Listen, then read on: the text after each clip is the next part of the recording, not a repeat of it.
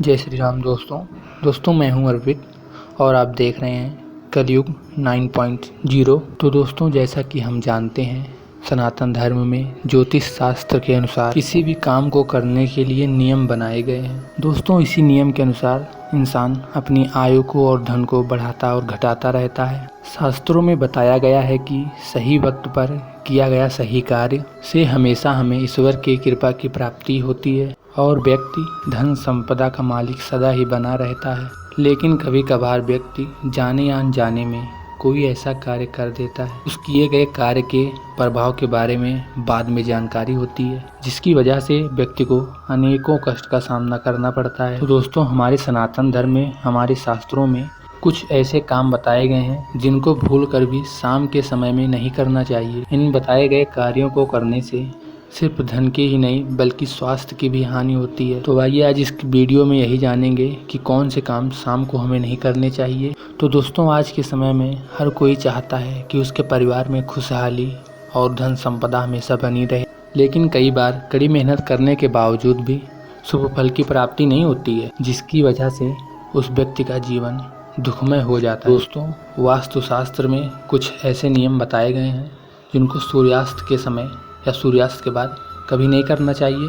आइए उन नियमों के बारे में जानते हैं। तो दोस्तों वास्तुशास्त्र में बताया गया पहला नियम यह है कि संध्या के समय हमें कभी भी भोजन नहीं करना चाहिए। अगर आप भी उन्हीं लोगों में से हैं जो संध्या के समय भोजन करते हैं तो आज से आप भी भोजन संध्या के समय करना बंद कर दीजिए, क्योंकि दोस्तों संध्या के समय वास्तुशास्त्र में बताया गया है कि सूर्यास्त के समय देवी देवताओं की पूजा की जाती है और हमारे देवी देवताओं का सूर्यास्त के समय विश्राम का समय होता है। इस अवस्था में अगर कोई जातक भोजन करने के लिए बैठता है तो माँ लक्ष्मी के साथ अन्य देवी देवता भी नाराज हो जाते हैं उससे, जिसकी वजह से वह व्यक्ति परेशान रहने लगता है। अब सवाल यह उठता है कि क्या आप भी उन्हीं लोगों में से हैं?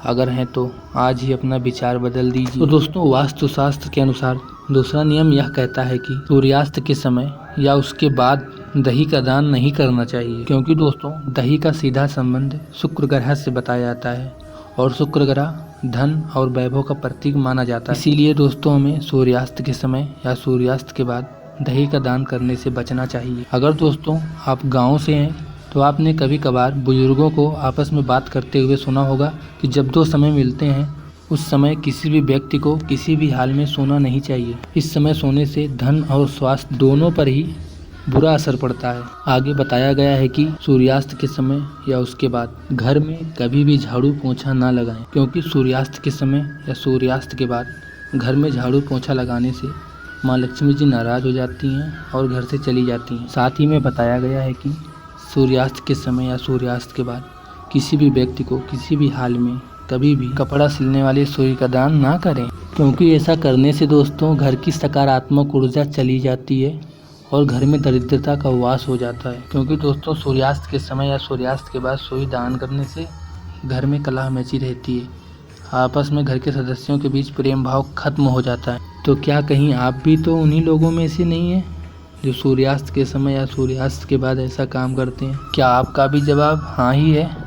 अगर ऐसा है दोस्तों तो आपको भी सावधानी बरतनी चाहिए, लेकिन मुझे आप लोगों पर विश्वास है, आप लोग ऐसे नहीं हैं। तो दोस्तों उम्मीद करता हूँ कि यह वीडियो आपको अच्छी लगी होगी। अगर वीडियो अच्छी लगी हो तो वीडियो को करिएगा लाइक, शेयर, कमेंट और चैनल को करिएगा सब्सक्राइब। मिलते हैं किसी नई वीडियो